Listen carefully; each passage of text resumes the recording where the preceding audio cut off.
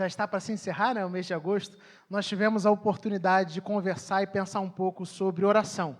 A gente começou destacando que oração é absolutamente fundamental na vida de um verdadeiro discípulo de Cristo. R.C. Sproul já disse que a oração é tão fundamental para a nossa vida, quanto, como cristãos, né, quanto a respiração é fundamental para manter a gente vivo enquanto seres humanos. Nessa caminhada que nós demos até aqui, nós apontamos alguns elementos essenciais da verdadeira oração, da verdadeira vida de oração.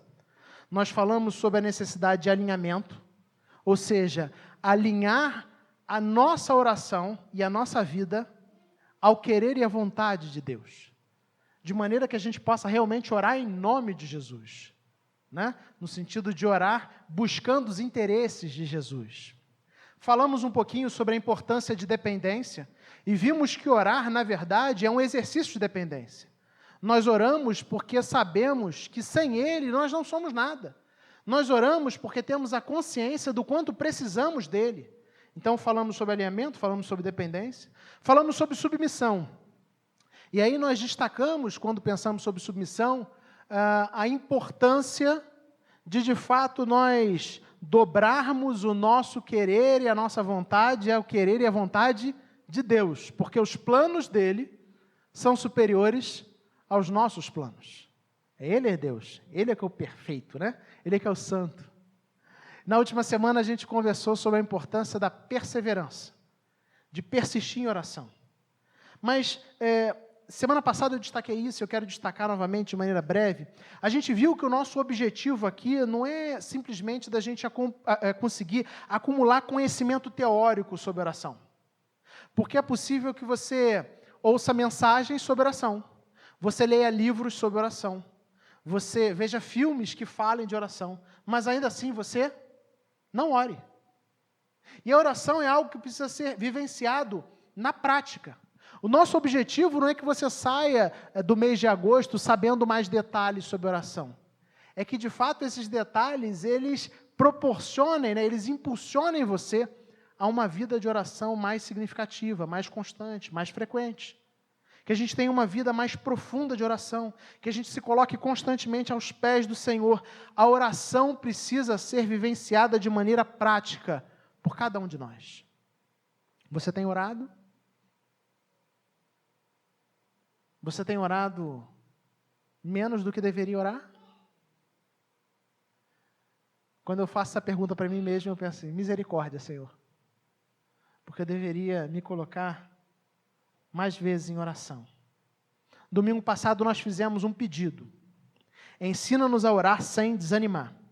E a gente viu que esse pedido, ele implica que sejamos persistentes na prática da oração, mesmo quando a gente não vê resposta aos nossos pedidos, mesmo quando isso acontece. Deus é o justo juiz, e Ele quer que a gente recorra a Ele sempre, em todas as circunstâncias. Ele está sempre pronto a nos atender. Portanto, persista em oração. Foi o resumo da semana passada. Para ouvir as mensagens anteriores, você pode procurar nas principais plataformas digitais de podcast, por IP Cascadura, e lá tem as mensagens dessa série e de outras mensagens que nós já pregamos aqui na igreja. Hoje o nosso tema é Ensina-nos a orar com fé. Ensina-nos a orar com fé. E para tanto, nós utilizaremos o texto do Evangelho de Marcos, capítulo 11, versículos de 22 a 26. Marcos 11, versículos de 22 a 26, o texto vai ser projetado para a sua comodidade, mas se você quiser abrir também na sua Bíblia, é uma boa prática. Às vezes você quer acompanhar alguma coisa enquanto eu estou falando, então eu dou um tempo também para você abrir na sua Bíblia. Evangelho de Marcos, capítulo 11, versículos de 22 a 26, e aí mais uma vez eu convido você a fechar seus olhos e nós vamos orar brevemente. Deus de amor, aqui estamos nós, desejosos por ouvir a Tua voz. E nesse instante nós pedimos, Pai, a iluminação do Teu Santo Espírito. Que as nossas mentes e corações estejam sensíveis àquilo que o Senhor tem para cada um de nós neste dia, em nome de Jesus. Amém. Evangelho de Marcos, capítulo 11, versículos de 22 a 26, onde nós lemos assim. Respondeu Jesus, tenham fé em Deus. Eu lhes asseguro que se alguém disser a este monte, levante-se e atire-se ao mar, e não duvidar em seu coração, mas crer que acontecerá o que diz, assim lhe será feito. Portanto, eu lhes digo, tudo o que vocês pedirem em oração, creiam que já o receberam, e assim lhes sucederá. E quando estiverem orando, se tiverem alguma coisa contra alguém, perdoem-no, para que também o Pai Celestial lhes perdoe os seus pecados. Mas se vocês não perdoarem, também o seu Pai que está nos céus não perdoará os seus pecados. Amém. O texto que nós lemos começa dizendo, respondeu Jesus. Isso já aponta que a resposta ela é motivada por algo anterior. Existe algo se desenrolando antes. Pedro havia ficado admirado com o poder do Mestre. Uma figueira que fora amaldiçoada por Jesus, e a gente lê isso no início do capítulo, onde Jesus sente fome, procura figos numa figueira para comer, e não encontra figos naquela figueira. Era uma figueira que tinha folhas, mas que não tinha figos. O texto, inclusive, nos diz que não era época de figos, mas o fato é que a figueira, ela dá folhas e figos na mesma época. Então, uma figueira que tem folhas deveria também ter figos. Jesus, diante disso, ele pega e amaldiçoa aquela figueira. Um dia depois, aquela figueira estava completamente seca. É o que o texto bíblico nos diz. Como algo assim pôde acontecer? Em apenas um dia. Era impossível atribuir esse fato a uma causa natural.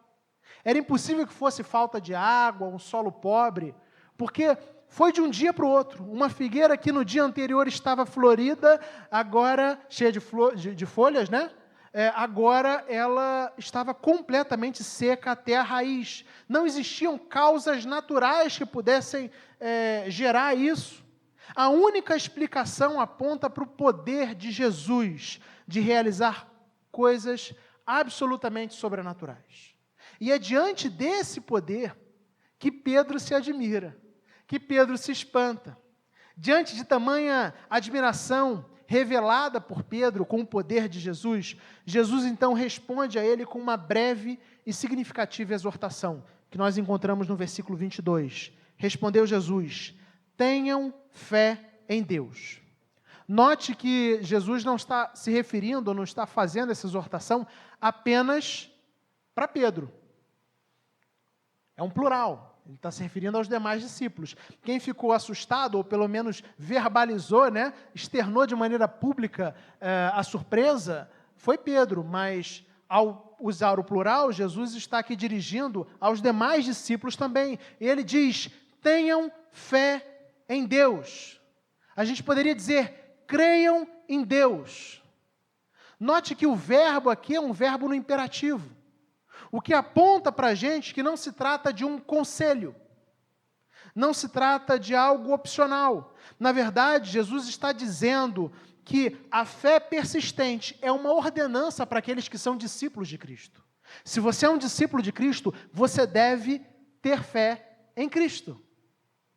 Tenham fé em Deus. Repito, não é um conselho, não é uma dica, é uma ordem, um imperativo. Tenham fé em Deus. Os discípulos devem crer em Deus. Devem estar conscientes constantemente da onipotência divina, do seu poder. E se eles de fato estiverem conscientes do poder de Deus, se eu e você estivermos realmente conscientes do poder de Deus, pode acontecer a coisa mais fantástica do mundo, mas nós não seremos surpreendidos. Pedro se surpreendeu com o poder do Mestre, talvez por não perceber ainda o tamanho do poder do Mestre. E aí, como resposta a isso, Jesus disse: tenham fé em Deus. E a partir de então, ele passa a desenvolver de maneira mais prática o seu ensinamento. Versículo 23, vamos juntos. Eu asseguro que se alguém disser a este monte, levante-se e atire no mar, e não duvidar em seu coração, mas crer que acontecerá o que diz, assim lhe será feito. é um versículo interessante das Escrituras. Alguns comentaristas afirmam que provavelmente quando Jesus proferiu essas palavras, os ouvintes de Jesus, proferiu as palavras dizendo que se alguém mandar o monte se lançar no mar e tiver fé, isso iria acontecer. Os ouvintes de Jesus provavelmente tinham diante de si, tinham à sua vista, o Monte das Oliveiras. Mas não apenas o Monte das Oliveiras, aproximadamente 1.300 metros de distância, é uma distância considerável, mas é uma distância que você consegue ver, se estiver descampado, você consegue ver, existia o Mar Morto. Talvez, quando Jesus disse, se vocês tiverem fé, a ponto de dizer para o monte se lançar no mar, e vocês falarem isso com fé, o monte se lançará no mar, a referência que tenha vindo na mente daquelas pessoas seja a figura do Monte das Oliveiras sendo lançado no Mar Morto, a 1,3 km de distância. Mas o fato é que não haveria nenhum sentido em fazer isso ou tentar fazer algo do tipo. Faz sentido? Faz sentido pedir para um monte se lançar no mar? O que você acha? Faz sentido? Qual a finalidade disso? Qual a importância disso?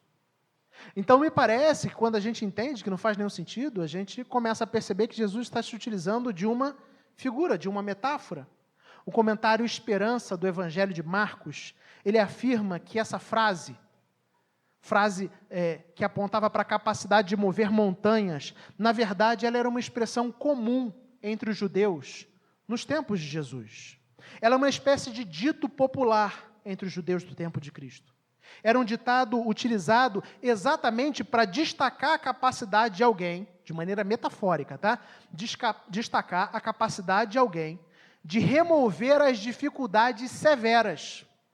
Então, por exemplo, um grande mestre que conseguia resolver dificuldades e dúvidas complexas da lei de Deus, a essa pessoa, eles falavam assim, olha, esse cidadão aqui é um removedor de montanhas, a capacidade dele é acima dos demais, ele é alguém diferenciado, ele tem uma capacidade, um conhecimento da lei de Deus que é acima do comum.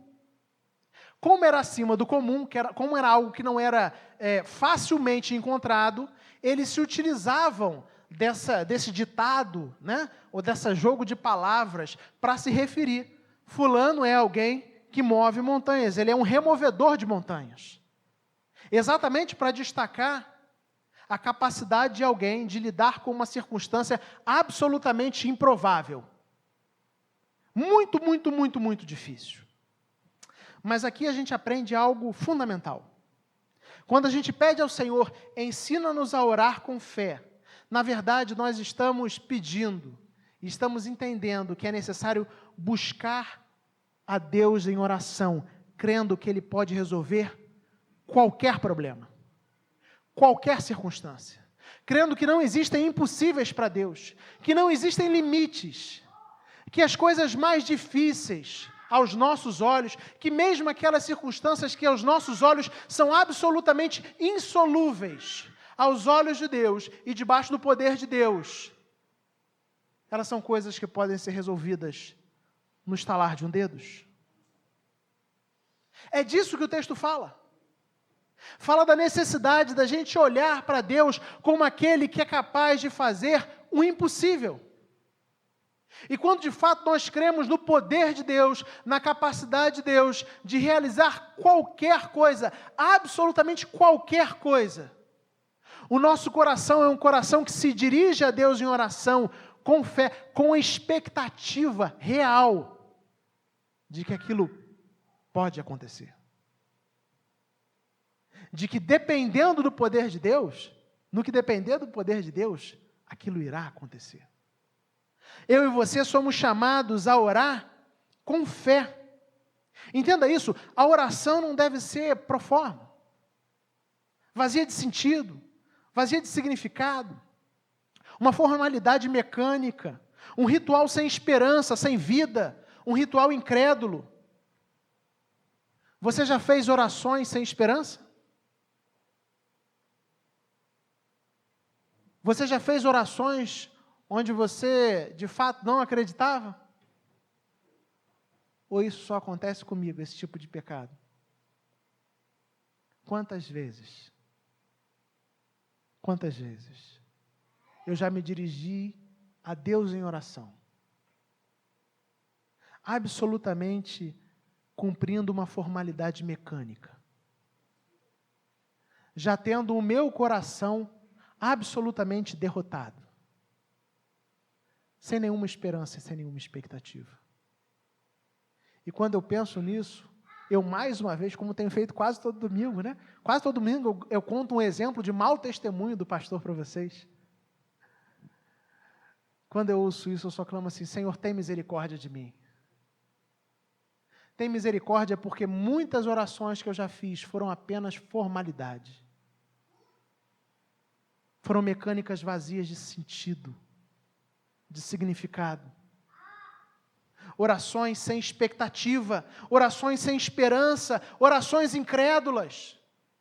Quantas vezes nós já fizemos orações sem expectativa, sem esperança, orações incrédulas para Deus?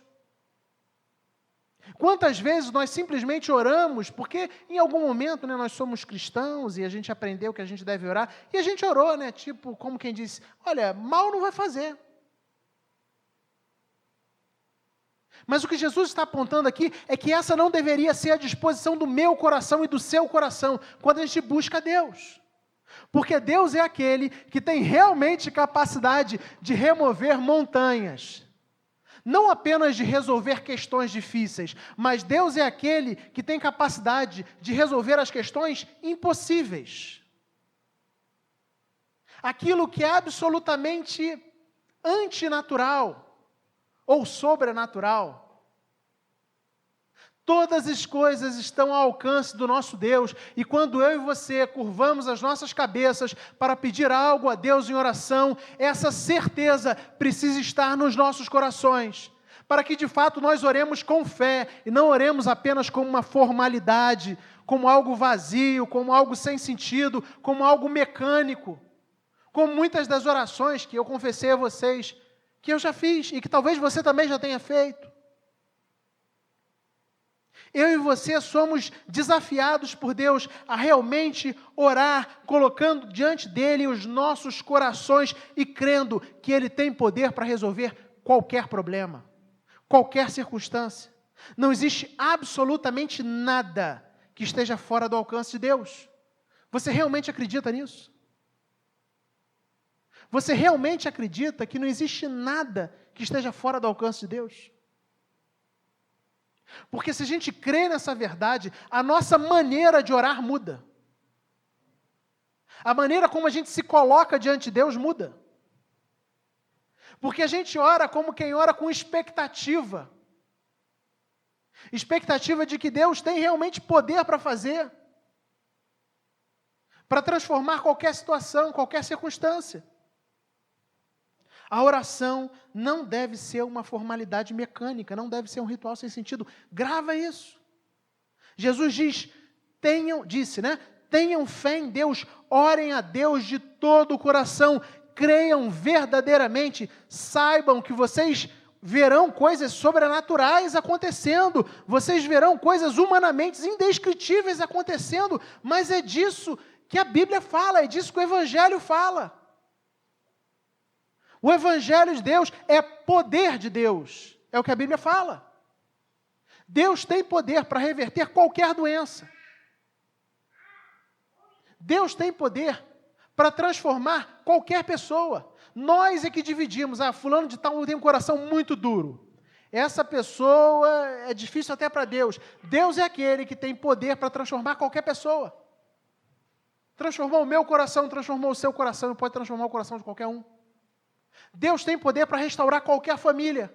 Por mais dolorosa que seja a história, por mais destrutiva que seja a história, Deus é aquele que realmente tem plena capacidade de fazer ao que os nossos olhos é absolutamente impossível. E quando de fato a gente crê nisso, de maneira verdadeira, nós nos sentimos mais encorajados a orar. Nós nos sentimos mais encorajados a nos chegar diante de Deus com expectativa, com esperança. crendo que Deus pode fazer, que Deus pode transformar, crendo que Deus pode curar.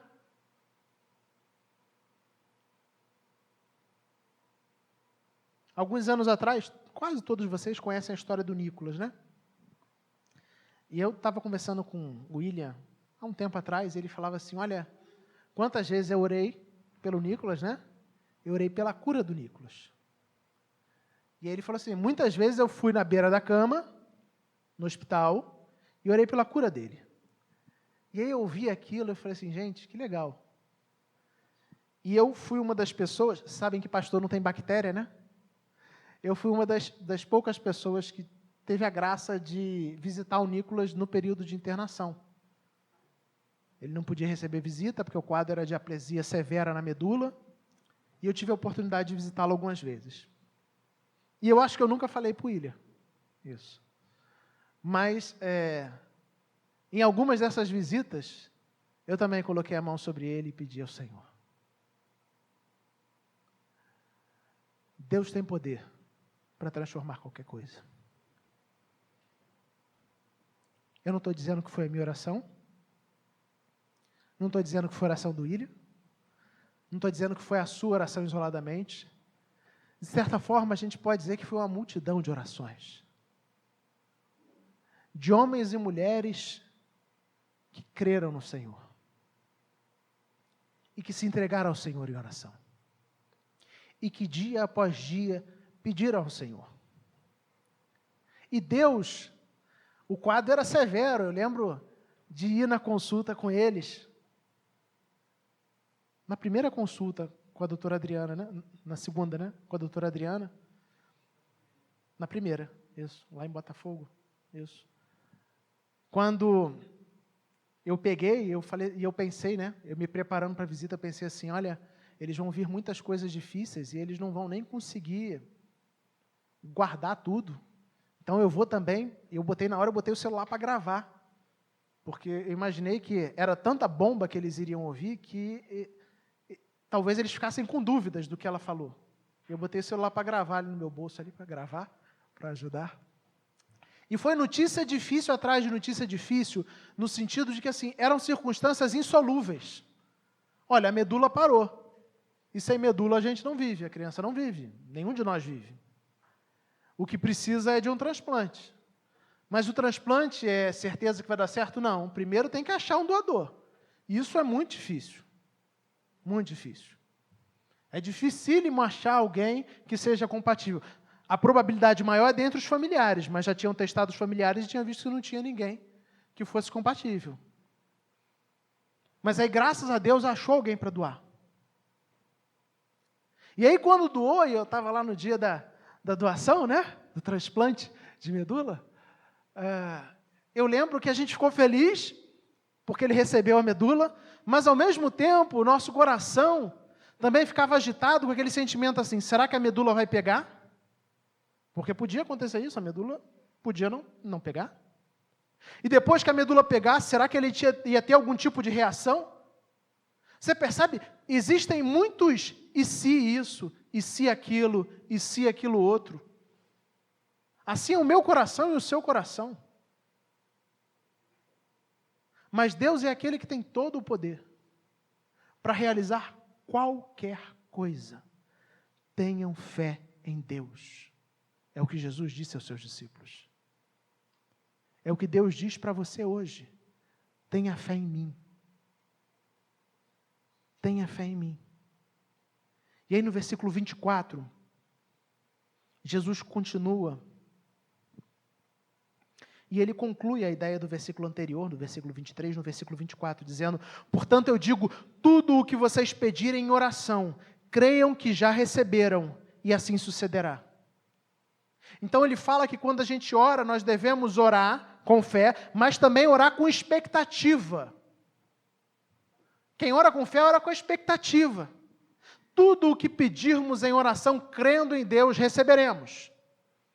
E aí existem irmãos nossos em Cristo Jesus que pegam esse versículo e acham que Jesus aqui está dando uma espécie de cheque assinado em branco. Ninguém mais usa cheque, né? Mas vocês entendem do que eu estou falando, né? Todo mundo entende a referência? Um cheque em branco, Jesus assinou o cheque, e aí você preenche do jeito que você quiser, né?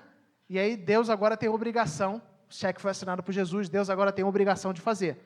Não é disso que o versículo fala. Se você pega esse versículo de maneira isolada, até pode parecer isso. Quando a gente se esquece do que a gente viu a respeito de oração até aqui, pode parecer isso. Mas lembrem-se que aqui não se trata de um cheque em branco, assinado para aqueles que oram crendo em Cristo. Não é isso. Inicialmente, a gente deve se lembrar o que a gente viu até aqui. A gente falou sobre a nossa necessidade de alinhar as nossas orações à vontade de Deus. Você lembra disso? Você precisa se alinhar para que você realmente possa orar em nome de Jesus. Nós falamos sobre a importância de depender completamente dEle. Falamos sobre a importância de nos submetermos à vontade dEle, mesmo quando a vontade dEle entra em conflito com a nossa vontade. Falamos sobre a necessidade de perseverarmos em oração, mesmo diante da aparente demora do Senhor. Quando a gente junta isso, já fica claro que o versículo aqui não fala sobre um cheque em branco. Não fala.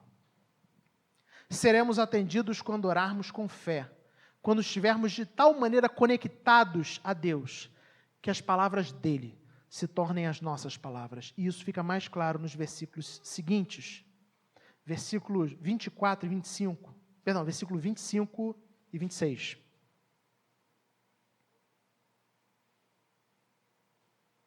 E quando estiverem orando, se tiverem alguma coisa contra alguém, perdoe-no, para que o Pai Celestial perdoe os seus pecados. Mas se vocês não perdoarem, também o seu Pai que está nos céus não perdoará os seus pecados. Você percebe? Jesus acabou de falar sobre oração, e ele continua falando sobre oração. Ele falou assim, olha, ao longo da sua oração, você deve pedir com fé. E você vai pedir com fé e você vai receber, porque Deus é gracioso. E aí ele fala assim, olha, durante a oração, se você tiver alguma coisa contra alguém, você se sentiu ofendido, está chateado com alguém, está magoado com alguém, você deve perdoar essa pessoa, porque você foi perdoado pelo Pai.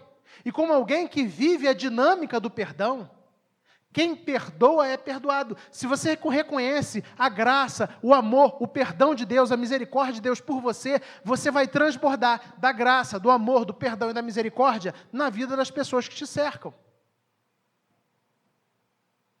Então, notem que para Jesus essas coisas estão alinhadas. Ele fala que a gente vai orar, e se a gente vai orar com fé, realmente, nós vamos receber, mas ele também fala que nós temos que ter um tipo de oração onde nós estamos sintonizados ao coração do Pai. E ele dá o exemplo do perdão para mostrar essa sintonia. Se não existe perdão, não existe sintonia. E se não existe sintonia, aquilo que nós oramos é apenas uma fala sem sentido. Deus não está comprometido a atender, nem a você, nem a mim, quando nós pedimos aquilo que é contrário à vontade dEle. Quando o nosso coração não é moldado ao coração do Senhor, mas quando o nosso coração está alinhado com o querer de Deus. Quando de fato as suas palavras, as palavras de Cristo se tornam as suas palavras, aquilo que você pedir, você vai receber. Ensina-nos a orar com fé. Deve existir no seu coração e no meu coração uma santa expectativa pelo agir de Deus, quando as nossas orações estão alinhadas ao coração do Pai. A pergunta que a gente precisa se fazer é se de fato as nossas orações estão alinhadas ao coração dEle. Essa é a pergunta que a gente precisa se fazer. O seu coração tem sido alinhado ao coração de Deus? É engraçado, como eu já disse, as pessoas que falam e gostam de pegar o versículo 24 esquecem do 25 e 26, que fala sobre a dinâmica do perdão, que está conectada à oração. Não dá para dividir. Não dá para separar. As palavras de Cristo precisam ser as palavras da sua boca. O seu coração precisa estar alinhado ao coração do Senhor, para que a gente peça com santa expectativa, crendo que não existem impossíveis para Deus. e a gente veja grandes coisas acontecendo. Quando nós oramos e pedimos aquilo que Deus quer. Quando os nossos corações estão alinhados ao querer de Deus, nós vemos Deus fazendo coisas absolutamente incríveis. Eu falei do exemplo do Nicolas.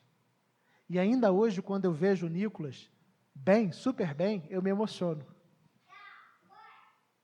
Porque eu lembro de tudo o que a gente passou para chegar até aqui. Mas o Nicolas é um exemplo. Deus tem poder para realizar qualquer coisa. Nutra o seu coração dessa verdade. Não existem impossíveis para Deus. Isso vai afetar diretamente a maneira como você coloca a sua vida diante de Deus em oração. Mas lembre-se, orar com fé é ter um coração alinhado ao coração de Deus. O coração de Deus, no exemplo do texto, é um coração perdoador. Um coração do discípulo de Cristo deve ser um coração perdoador. Um coração que vive encharcado da graça de Deus, transborda da graça de Deus nos relacionamentos. Alguém que sabe do perdão que recebeu, está sempre pronto a perdoar. Vamos orar? Feche seus olhos. Quero convidar o conjunto de louvor à frente. Quantas vezes nós achamos que estamos orando com fé, mas o nosso coração é movido pela inveja, pela ira, pela amargura, pela falta de perdão. Isso é repetir palavras sem sentido diante de Deus. A gente pede, Senhor, ensina-nos a orar com fé. Que mesmo diante das circunstâncias mais extremas, diante das circunstâncias que são impossíveis humanamente falando, nós saibamos que não existem impossíveis para o Senhor. Mas principalmente, Senhor, que o nosso coração esteja alinhado ao Teu coração. Faça essa oração nesse instante.